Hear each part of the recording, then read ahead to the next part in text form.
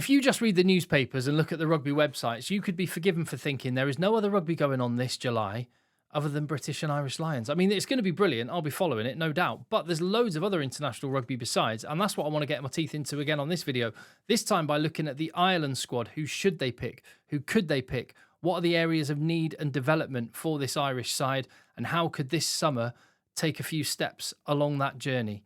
Lots to discuss, lots to talk about. I'll be doing this for all of the big nations, building up to the July test. So if you haven't already, hit subscribe in the channel so you don't miss any of it. And most importantly, get stuck in the comments down below. I'm bound to miss some players. You're bound to think of a few players that I haven't considered.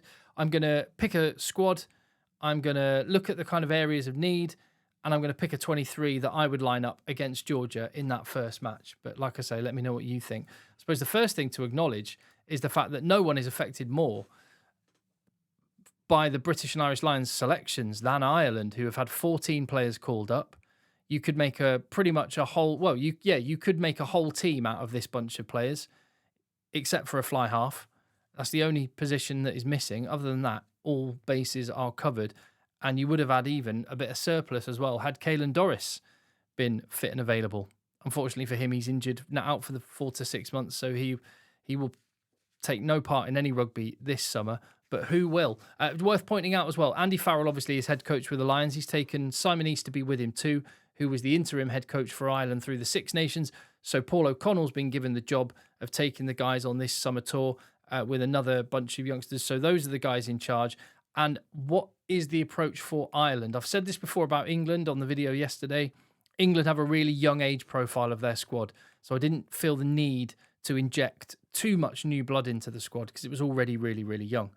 Ireland, I think they have an older age profile in their team. And in some positions in particular, they need the next gen to start coming through. So this is a perfect opportunity, particularly because Ireland's fixtures are against Georgia and Portugal. And Georgia in Tbilisi, that will be a challenge. And they will not want to take that lightly. They won't take Portugal lightly either, although they're not quite the team they were at the 2023 World Cup. So an opportunity maybe to rotate a few players in there. But I would take Georgia, give them the respect. Bearing in mind you're missing a whole team's worth of players.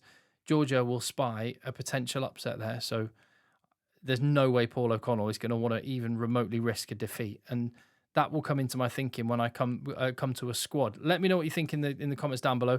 Loose head side of the scrum. Prop, I've got for the two young Leinstermen, Michael Milne and Jack Boyle. Jack Boyle, who did really well in the Six Nations. Tom O'Toole, who's been around the camp for a while. I've put him on the loose head side. He's a tight head prop, but Ireland seem to be persisting with this project to try and turn him into a loose head. They played him there in the Ireland A game against England A back during the Six Nations, and I think this might present another opportunity to kind of build a bit of game time there in that position.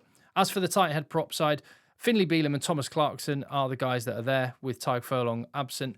Now, you might think, give Finlay Bealham a summer off. He's had a really busy year, played really well, just missed out on the Lions. I think the fact that he just missed out on the Lions would be a reason why Finlay Bealham would want to tour with Ireland, so he stays match sharp, match fit, and he's ready should the call come to go on tour as well. So I would keep the pair of them. I might also take one more prop, and Scott Wilson from Ulster has impressed me, and I think I would go with him. I think there was one European Cup match, Champions Cup match, where he got man of the match. I forget who they were playing, but he looked busy. And then possibly, I mean, how much does he look like Joe McCarthy? Joe McCarthy's younger brother is a loose head prop. And the reason I've put him on there is because then you would flip Tom O'Toole to a tight head if you went that way. But I think I'd probably edge for Scott Wilson on that one. Hooker, you've got Gus McCarthy, Tom Stewart, and Dermot Barron, who I've selected. And I'm not going to use Rob Herring. He's 35 now. Still got gas in the tank, but I don't think Rob Herring is needed for this particular tour, and I would invest a little bit of time, particularly in Gus McCarthy, get him some more minutes, and Barron maybe to back him up. Second row. Now, Henderson, another one of those players in his 30s, and the temptation might be, let's just leave him at home and get the kids in. No, you need a bit of experience in this, and Georgia will be tough. I might even give the captaincy of the team to Ian Henderson, and he can be like a mentor role for guys like Tom Ahern, who I would bring into the camp, like Cormac Izuchukwu, who's had a taste of international rugby and will want a little bit more. And I'd also put on the radar as well Dermot Mangan, who hasn't played many times for Leinster, but I have been impressed. He's a big old eunuch, throws his weight around. So, yeah, those might be the 4 I'd go for. There are other contenders. And I'll tell you what, there is a lot of in Ireland, a lot of players who can play second row, back row. Got Sullivan at Ulster as well. Yeah, there's a bunch of them. McNabney is one that would get mentioned in the back row. The back row that I've kind of gone, just the core ones, the ones that came straight out of my head were Ryan Baird, Nick Timoney, Cian Prendergast. They've all been involved in Six Nations and Autumn International squads recently. Alex Candellen, he was involved in... he was involved in the Autumn International squad. I think, was he in like a... Maybe not in like a full spot. He had sort of one of those, what do they call them? Pathway, or I don't know. Apprentice type spot. Anyway, Candellen was brought in. Max Deegan was brought in and around. He captained Ireland A. He's been really good for Leinster, so I see him being in there as well.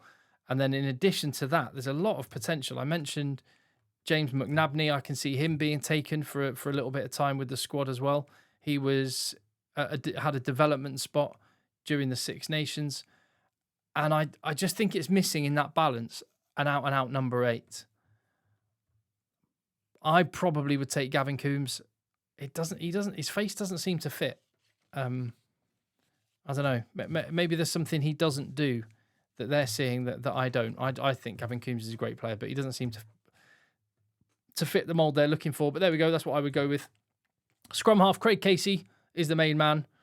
I really, really like the look of Ben Murphy at Connacht, and he seems to have edged ahead of Cowlin Blade, who was in the Ireland squad, has been recently, 31 years of age now, and he seems to be backing up Ben Murphy more and more at Connacht. And for that reason, I think Ben Murphy might be the number 2 behind Craig Casey on this tour. I'd probably still take Blade along. I know there's youngsters coming through. There's obviously Doak at Ulster, there's Ford, and there's Finton Gunn at Leinster. But you don't need to just chuck kids in for the sake of it. Ben Murphy, take him along, and you've got the experience of Cowlin Blade should you need it. Fly half, easy. Sam Prendergast, Jack Crowley, Kieran Frawley. Let them do battle as they have been doing for the last year or so. See if Frawley can recover some form, by the way. Robbie Henshaw, he will be gutted he's not selected by the British and Irish Lions. Just like Finlay Bealham, I think he'll want to stay match sharp so that he can be ready to go if the call comes. Also, if I were Paul O'Connell, I would sit Robbie Henshaw down and, just like with Ian Henderson, say, be a leader for these youngsters. There's a load of young guys in the outside backs, and particularly at centre. Be a mentor for them and help bring on the next gen of Irish midfielders.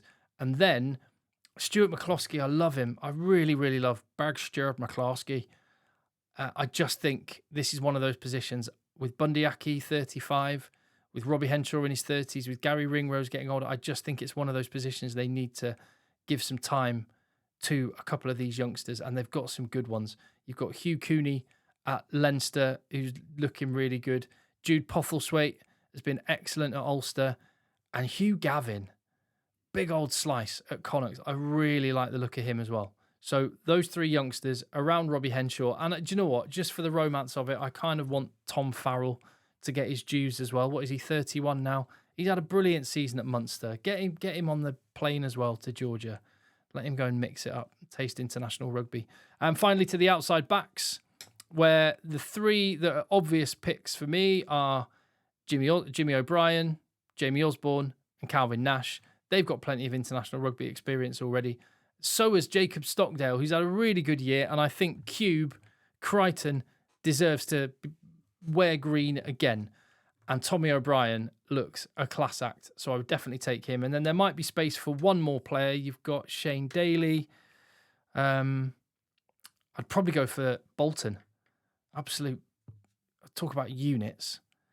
I mean, you wouldn't want to tackle Bolton just running straight at you. So get him involved as well. There's 6 outside backs. You're covered for positions. As for an actual team that I would pick, if I were going up against Georgia, and again, Georgia are going to be good, and they'll want to have a proper crack at Ireland. They don't get the chance to play, and they complain a lot about not getting the chance to play Tier 1 teams. Well, here they go. They can play against Ireland. And even though Ireland don't have their British and Irish Lions, they have got a really good team. Also, don't forget, world rankings matter at the minute because the World Cup draw is later this year. So for Georgia, beating Ireland is a massive opportunity to score some serious points in the world rankings, which could help them come the next World Cup. So I would go Jack Boyle and Thomas Clarkson as props. I would go Gus McCarthy at hooker with Barron backing him up. Henderson and Baird, an experienced second row combination. You could put Baird in the back row and Izuchukwu into second row. I've got Ahern and Izuchukwu on the bench, and I would probably end up a lot of these guys that are on the bench or outside the squad. I might start them against Portugal. Ahern and Izuchukwu, perfect opportunity. Start them against Portugal. Against Georgia, start your big guns. Cian Prendergast, Nick Timoney, and Max Deeg in the back row. Halfbacks, Casey and Prendergast with Henshaw, and I've gone for Hugh Gavin over Farrell and over Postlethwaite in the centre. Nash, Stockers, and Osborne as the back three with Tommy O'Brien on the bench. So still, even with all those players out, there's guys like in the team I've picked anyway. This won't be the team that Paul O'Connell picks. Might not be the team you pick, but there are still Tom O'Toole not starting. He's got plenty of international experience. By the way, he's on the bench at loosehead prop to give him some opportunity. You've got Izuchukwu on the bench. You've just looking at other Jimmy O'Brien. He's played plenty of rugby, top level rugby, and I haven't even got him in my 23. Ireland have got good depth. There is just certain positions where they just need to turn the soil a little bit and unearth one of their gems, one of their young gems. So we'll see how they get on. I'll be going through all the countries, like I say, so hit subscribe, give the video a thumbs up. See you on the next video. Thanks for watching.